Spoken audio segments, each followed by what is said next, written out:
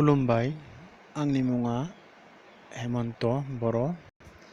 आं ट्रेन टिकेटखौ बोरै खालामनाय जायो आं बेखौ नोंथांमोननो फोरमायनो सानदों।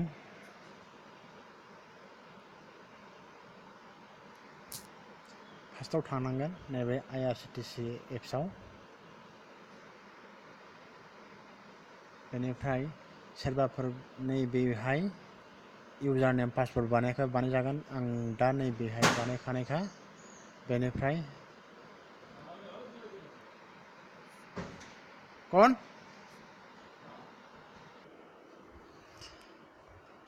नै दा आंहा बेयाव पासवर्ड दंखायो आरो पिन नाम्बार दंखायो।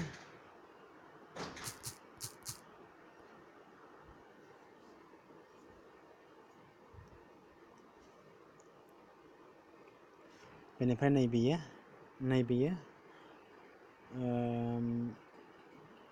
रिजार्भेसन बानायनाया नैबेयो प्लेन माइ जार्नियाव क्लिक खालामनांगौ। बेनिफ्राय नै हावड़ा टु निउ बङाइगाव होनोसै आङो। नै निउ बङाइगाव क्लिक बानायबाय। बेनिफ्राय नैबेयाव डेट सार्च खालामनांगौ। नों माबे तारिखआव थांगोन। आं नै दा जुननि 29आव बानायनोसै। 29 अके। बेनिफ्राय सार्च खालामसै।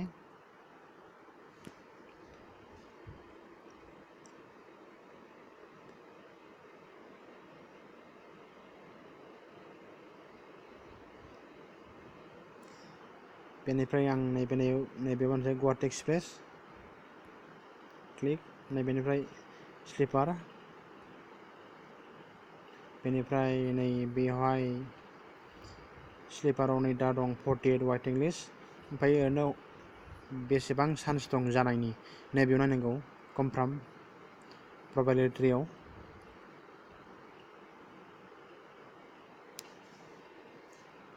नै दा 58% जानोबो हागौ आरो जायाबो जानो हागौ। बेनिखायनो दा नोंसिनो दा खोन्थिनोसै। नैबे बुक नाव क्लिक खालाम। बेनिफ्राय नै एड पेसेन्जार नाम्बार लिरदो। बेयाव नाम। बेनिफ्राय नैयाव बैसो एज। ओमफ्राय नै हिन्जाव मानसिबा नैयाव फिमेल हो, हौवा मानसिया मेल हो। आं दा मेल। बेनिफ्राय नैबे सेलेक्ट प्रेफारेन्स माबे सिटखौ नों मोजां मोनो। साइड लयार, साइड अफार, मिडल लयार। आं दा नैबे मोनसे साइड लयाराव। बेनिफ्राय नैयाव डन खालामसै। बेनिफ्राय नाम्बार, बे फन नाम्बारखौ होनो हागोन। ओमफ्राय बुक टिकेटआव बेनिफ्राय नैबे केपचारखौ होनांगौ। नैबे फार्स्टआव दं स्मल लेटार स्मल 4। नै जेआ केपिटेल, इआबो केपिटेल। नै ओमफ्राय इआ स्मल इ आर 4 केपिटेल जे केपिटेल इ स्मल इ। ओमफ्राय कारेक्टआव ओमफ्राय प्रसेस टु पेमेन्ट। बेनिफ्राय नोंसोर नैबेयाव भीम इउपिआइ नै दांखौ इयाव होनोसै। ओमफ्राय दा नोंसोर जेनेबा एटिएम जों बानायोब्ला नैबेयाव क्लिक खालाम। ओमफ्राय प्रसेस नैयाव पे।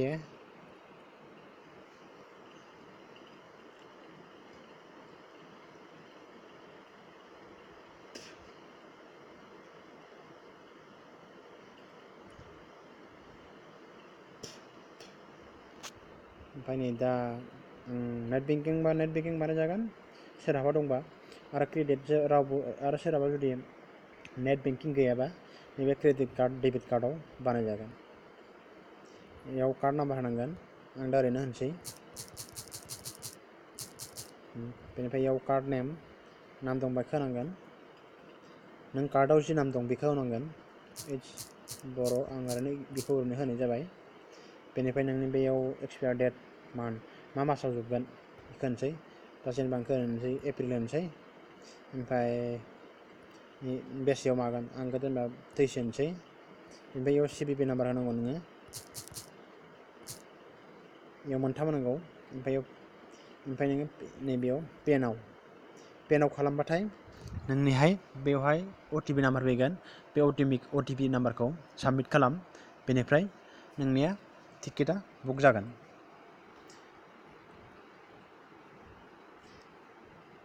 एसेनोसै बेयाव दोनथ'नाय जाबाय गोजोन्थों